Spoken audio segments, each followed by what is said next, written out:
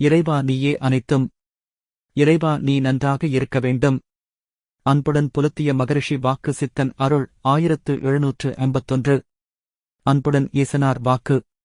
நிச்சயம் பின் அகத்தியனே, நிச்சயம் மனிதன், கலியுகத்தில் மனிதர்களின் செயல், அதாவது நீ ஏற்றது, அதாவது மனதில் நினைத்தது சரியாகவே என்று இருக்கட்டும். ஆனாலும் அதற்கும் ஒரு விடிவெள்ளி கொடு. நிச்சயம் நீ அமர்ந்திருக்கின்றாயல்லவா? அங்கிருந்தே பாவங்கள் தொலைய எவ்வாறு என்று வழிகாட்டுமென்று.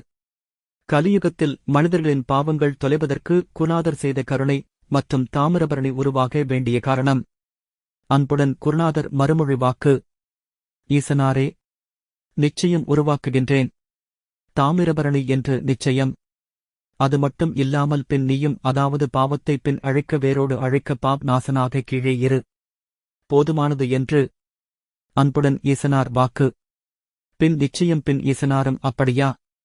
நீயே இங்கு இரு நிச்சயம் என்று. அன்புடன் குருநாதர் மறுமொழி வாக்கு. ஐயோ, நானா இங்கு ஈசனாகவா என்று பின். அன்புடன் புலத்திய மகரிஷி வாக்கு.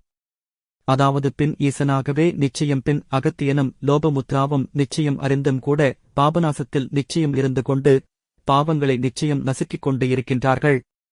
நிச்சயம் அறிந்தும் இதை தன் புரிய பாபநாசம் ஆலயத்தில் ஈசன் பார்வதி தேவியார் வடிவாக அகத்தியர் பெருமானும் லோபாமுத்திரை அன்னையும் இருந்து கொண்டு பாவங்களை அகற்றி வருகின்றார்கள். ஓம் அன்னை லோபாமுத்ரா உடனுரை தந்தை அகத்திய மாமுனிவர் திருவடிகளில் சமர்ப்பணம். சர்வம் சிவார்ப்பணம்.